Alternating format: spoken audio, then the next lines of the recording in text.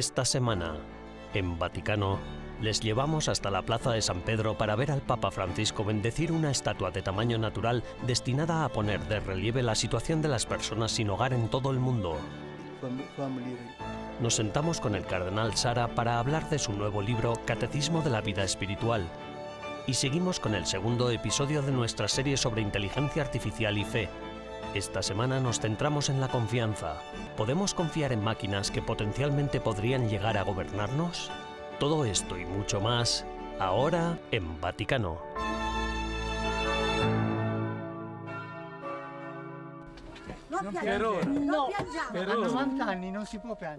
El 19 de noviembre de 2022, Carla Ravezzana recibió una visita muy especial procedente de Roma, el Papa Francisco.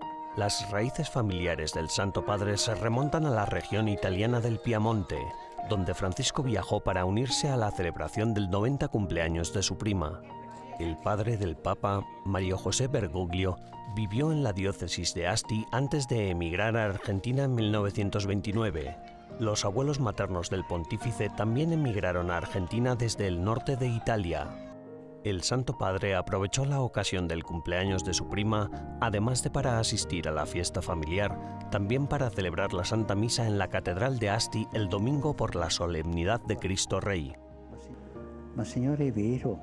La homilía del último domingo del año litúrgico, aprovechando que se encontraba en tierra de sus antepasados, el Papa quiso reflexionar sobre las raíces de la fe.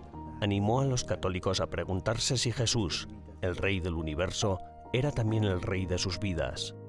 Cristo se enfrentó al odio del mundo, continuó Francisco, y no se limitó a mirar como un simple espectador. Fratelli e sorelle, oggi il nostro re. Hermanos, hermanas, hoy nuestro Rey nos mira desde la cruz. Depende de nosotros decidir si ser espectadores o involucrarnos. ¿Soy espectador o quiero involucrarme? Vemos la crisis de hoy, la disminución de la fe, la falta de participación. ¿Qué hacemos? ¿Nos limitamos a elaborar teorías? ¿Nos limitamos a criticar? ¿O nos ponemos manos a la obra, tomamos las riendas de nuestra vida y pasamos del sí, de las excusas, o los sí de la oración y del servicio? Delle scuse al sì della preghiera e del servizio?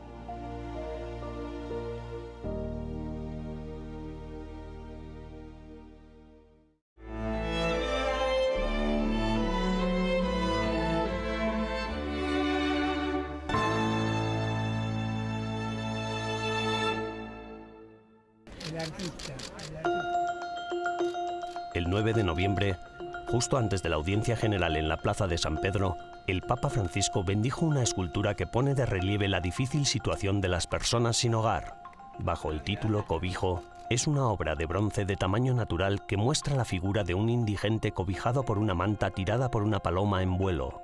La imagen fue presentada apenas 4 días antes de la Sexta Jornada Mundial de los Pobres, celebrada el pasado domingo 13 de noviembre. El objetivo de Sheltering es llamar la atención sobre el problema de los sin techo en el mundo. Se trata de una iniciativa de la familia vicentina, un movimiento de congregaciones religiosas y organizaciones caritativas inspirado en la vida y la obra de San Vicente de Paúl. La escultura es obra del canadiense Timothy Schmaltz, un artista con una consolidada trayectoria en el campo de las estatuas religiosas en todo el mundo. Su obra Angels Unawares, dedicada a los migrantes y refugiados, fue instalada en la Plaza de San Pedro en septiembre de 2019 y bendecida por el Santo Padre. Al presentar su última obra, Schmaltz dijo que la inspiración vino de Isaías 58, haciendo hincapié en que ayudar a las personas marginales es un deber espiritual. La manta, llevada por una paloma que representa al Espíritu Santo, pretende que las personas reflexionen profundamente sobre qué hacer por los que viven sin hogar. Se tardó 1 año en hacerla, y la intención de Schmaltz es crear réplicas que se instalen a lo largo de todo el mundo. La escultura bendecida por el Papa permanecerá en Roma, aunque aún no se ha determinado el emplazamiento definitivo. El artista canadiense anunció que probablemente una de sus próximas esculturas se inspirará en la encíclica Laudato Si del Santo Padre y que reflejará una referencia específica al cuidado de la creación.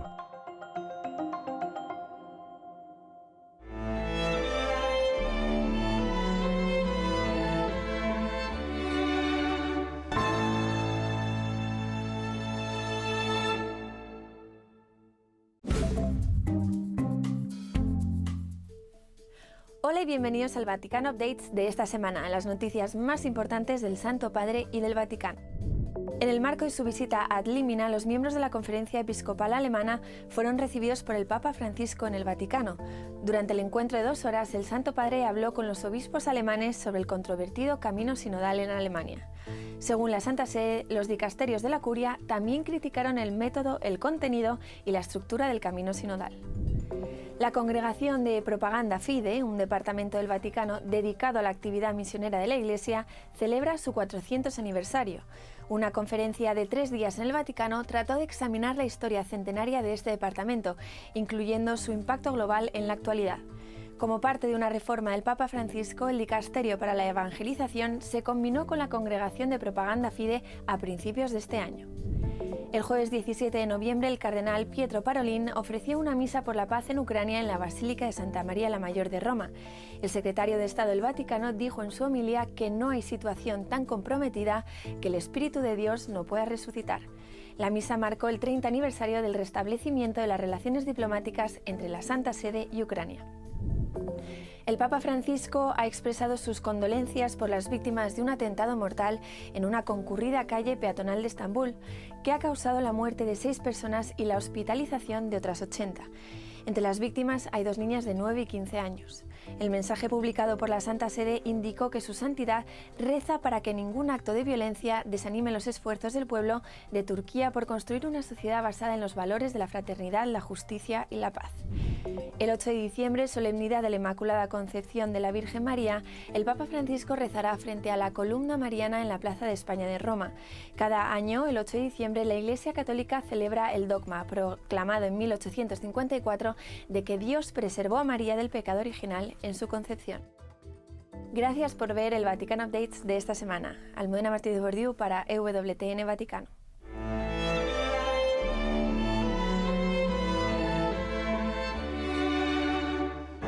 En breves instantes regresamos con más en Vaticano.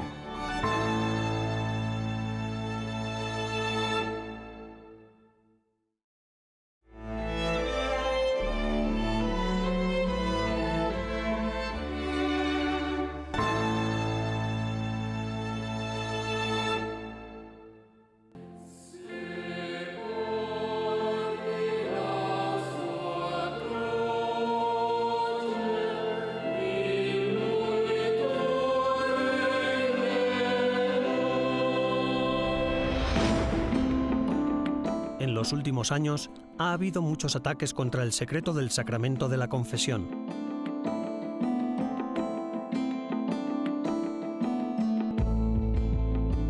La causa aparente es la publicación de numerosos informes acerca de los presuntos abusos sexuales cometidos por el clero. Estos informes han generado en la opinión pública una legitimación ficticia que hace creer que las autoridades civiles pueden llegar a intervenir en el ámbito de la libertad religiosa, pretendiendo específicamente vulnerar el secreto sacramental de la confesión cuando se trata de abusos sexuales, algo que, hoy en día, es una trágica plaga presente en todos los sectores de la sociedad. Se llama sigilo sacramental, se le llama el sigilo sacramental, porque el sacerdote está vinculado a todo, a guardar total sigilo de todo lo que recibe dentro del sacramento de la confesión.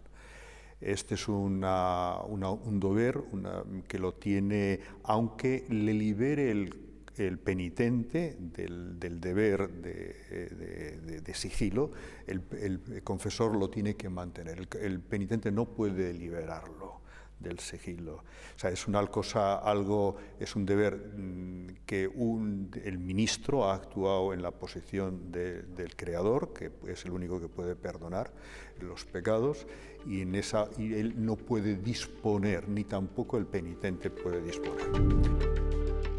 El Catecismo de la Iglesia Católica explica que, dada la delicadeza y la grandeza de este ministerio y el respeto debido a las personas, la Iglesia declara que todo sacerdote que oye confesiones está obligado, bajo penas muy severas, a guardar absoluto secreto sobre los pecados que sus penitentes le han confesado.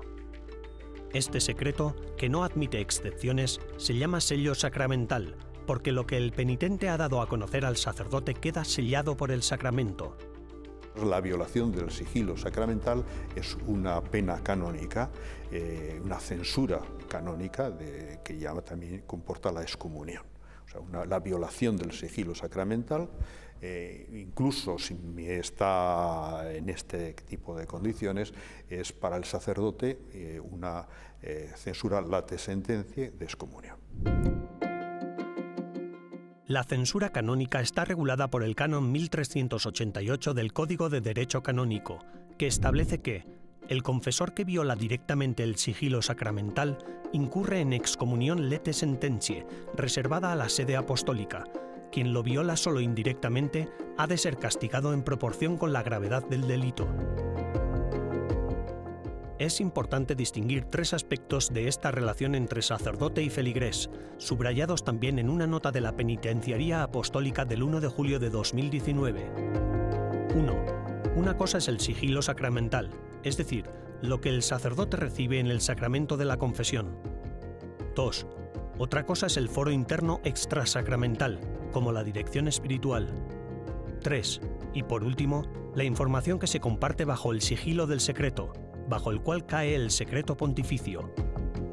Hace unos meses el Papa quitó del secreto pontificio todas las cuestiones relativas al tratamiento de los delitos de estos, por ejemplo, de pedofilia y tal y cual. Antes estaban incluidos dentro de lo que en las causas penales, ¿no? en los procesos penales, todo eso era materia del secreto pontificio. El Papa lo ha quitado. ¿Esto qué significa? ¿Que se puede hablar de ello? ¿Cómo? No, esto significa, sin más, que esto ya no está dentro del secreto pontificio y que estas materias se debe informar a aquellas personas que tienen legitimidad para tener acceso a esas noticias, pero siguen igualmente reservadas. Es importante insistir en la diferencia entre el secreto profesional y el sigilo de la confesión. Este sigilo, como ha afirmado con rotundidad el Papa Francisco, aunque no siempre es comprendido por la mentalidad moderna, es indispensable para la santidad del sacramento y para la libertad de conciencia del penitente.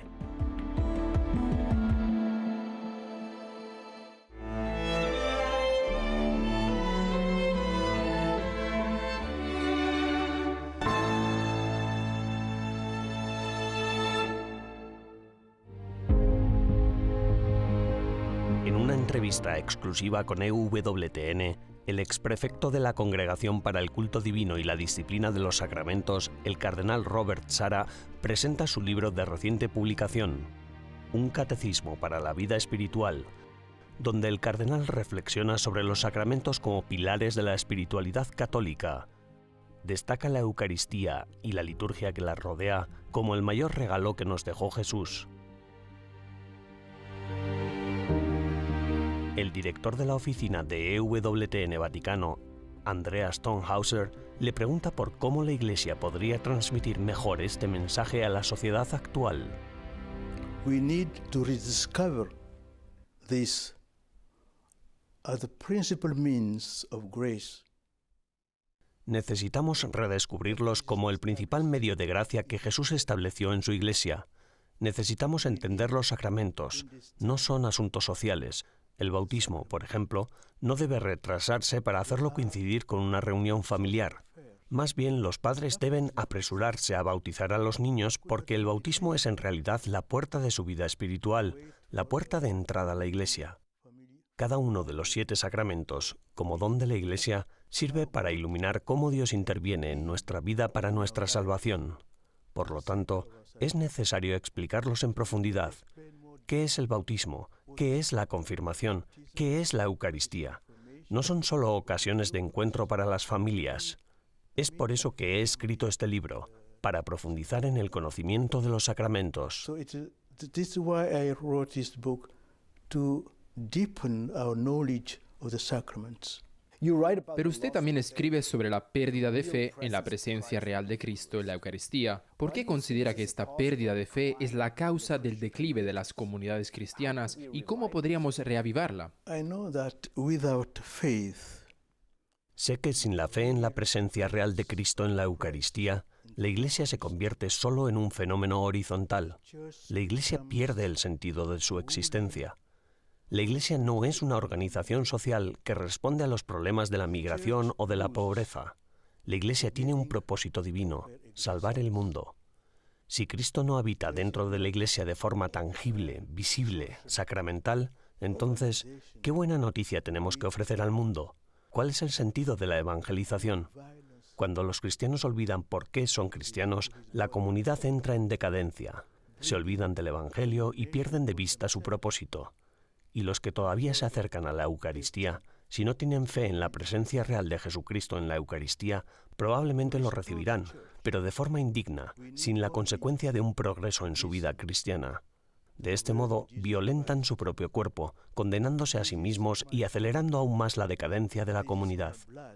Para restaurar la Iglesia, basta con escuchar la palabra de Jesucristo. Este es mi cuerpo, esta es mi sangre. Es tan hermosa la Santa Misa que si, solo por un momento, nos callamos y consideramos la inmensidad de la Eucaristía, nuestra fe en su presencia brotará y elevará nuestro corazón hacia Él. must spring to life and lift our hearts to Him. For the last question, Por último, ¿podría hablarnos acerca de lo que se dice para poner en tela de juicio el sacramento de la Eucaristía hoy en día en Occidente y en particular también dentro de la propia Iglesia? in the church itself. It is great to be baptized Es estupendo ser bautizado, porque entramos en la vida de Dios, nos convertimos en hijos de Dios.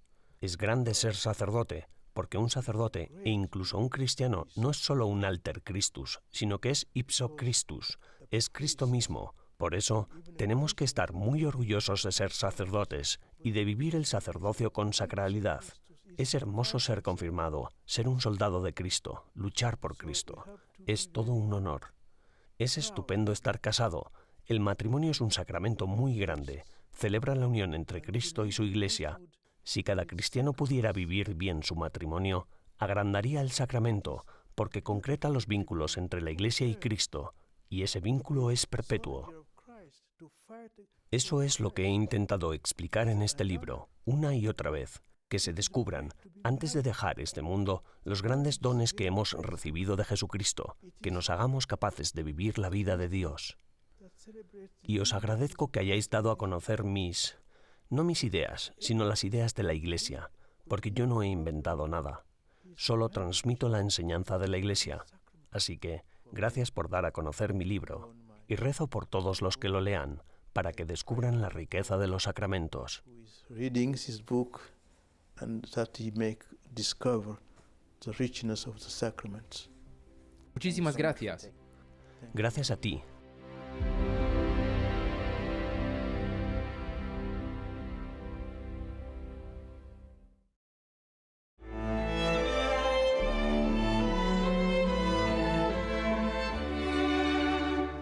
Tras una breve pausa, regresamos con más en Vaticano.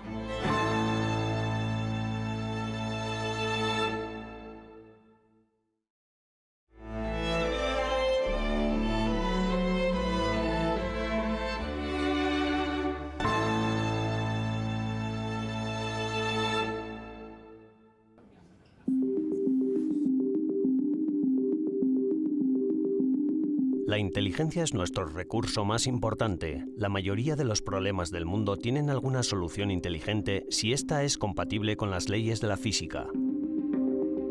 Por ello, las principales empresas y naciones están gastando una enorme cantidad de energía y capital en la investigación de la inteligencia artificial con la intención de averiguar cómo maximizar la inteligencia accesible. El temor es que estemos corriendo hacia algo que no comprendemos del todo.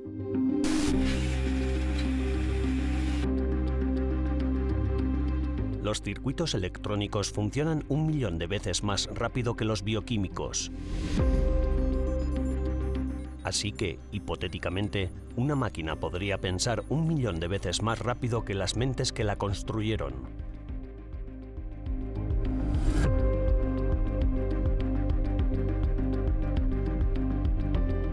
El Papa Francisco nos llama a menudo a utilizar nuestra inteligencia para tomarnos el tiempo de reflexionar y comprender el signo de los tiempos. El problema es, ¿qué pasa si los tiempos que vivimos empiezan a ser dictados por los impulsos de valores incognoscibles de máquinas y otras entidades inteligentes basadas en circuitos que no tienen por qué compartir nuestros mejores intereses?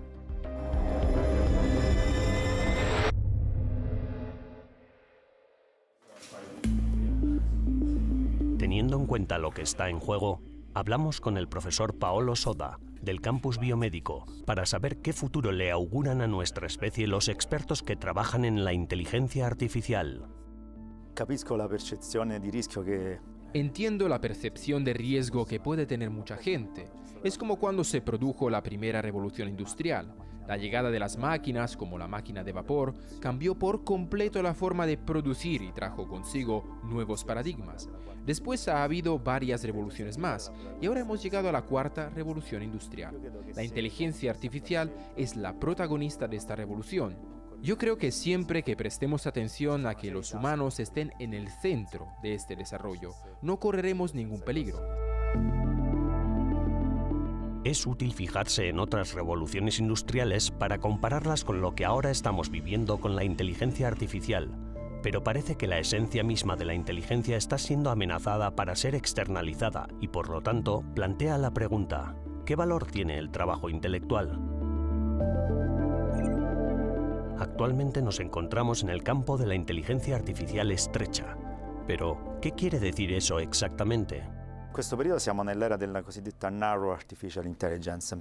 Estamos en este momento en la era de la llamada inteligencia artificial estrecha, sí. Es decir, la era de la inteligencia artificial que resuelve problemas muy concretos. Pero, usando el ejemplo de los smartphones, contamos con técnicas de reconocimiento facial o de huellas dactilares para desbloquear nuestros dispositivos. Así es que esta inteligencia artificial no es capaz de resolver problemas generales. Todavía estamos en el contexto de la investigación. Incluso cuando vemos aplicaciones muy llamativas para nuestra imaginación, como las de Google o Amazon, siguen siendo aplicaciones en un contexto muy específico. Los algoritmos disponibles hoy en día son capaces de aprender contextos específicos, aunque con cierta amplitud. Piensa en el reconocimiento del habla o procesamiento del lenguaje natural. Todavía seguiríamos en un dominio concreto y específico. En una década, probablemente, iremos hacia la inteligencia artificial general, situaciones en las que la inteligencia artificial será capaz de armonizar conjuntamente informaciones heterogéneas procedentes incluso de ámbitos diferentes. L'intelligenza artificiale sarà in grado di armonizzare insieme informazioni eterogenee provenienti anche da domini differenti. Y para centrarnos en las grandes cuestiones, debemos mantener una relación estable entre nuestra humanidad y nuestra historia. Giacinto Barresi es un investigador que colabora en el Campus Biomédico de Roma e investiga la relación entre lo humano y lo robótico. Hablamos con él sobre la era digital que ya nos rodea y sobre las próximas seducciones y aprietos que nos esperan a todos con el poder y la destreza hipnótica de los futuros sistemas de inteligencia artificial. Como humanos, ¿cómo considera que debiéramos orientarnos en un mundo así? En muchos sentidos, no podemos pensar en el ser humano sin su historia, ni en la humanidad en su conjunto, ni en el individuo. Sus historias son necesarias. La historia tiene un pasado que debe ser recordado y tiene un futuro que debe ser moldeado de acuerdo con el valor que cada uno de nosotros tiene. Por lo tanto, hagámoslo según los principios que se basan en la moral. En una moral que dentro de unos límites podría ser diferente, pero siempre dentro del respeto al otro y al hecho de que nunca se haga al otro lo que a uno no le gustaría que le hicieran. Así, siempre partiremos de una pauta, no en una simple pauta técnica, sino en una pauta que sea un principio que debe seguirse al poner en marcha cualquiera de estas tecnologías, debido a su acción potencial. De hecho, en realidad, al hacerlo, solo ofreciendo estas posibilidades afectamos la historia de alguien y siempre deberíamos procurar entender cómo se podrían utilizar estas potencialidades. Al introducir estas máquinas y aparatos, invadimos la historia de otros con un elemento que podría ser imprevisible. Un elemento che potrebbe essere imprevedibile. En última instancia, nuestra seguridad y cordura exigen que volvamos a una mejor comprensión de nosotros mismos. Como dice René Girard, la humanidad es hija de la religión. Ahí está nuestra historia y nuestra comprensión de nosotros mismos. Ambas cosas serán necesarias para mantener el equilibrio durante los cambios tecnológicos que se avecinan.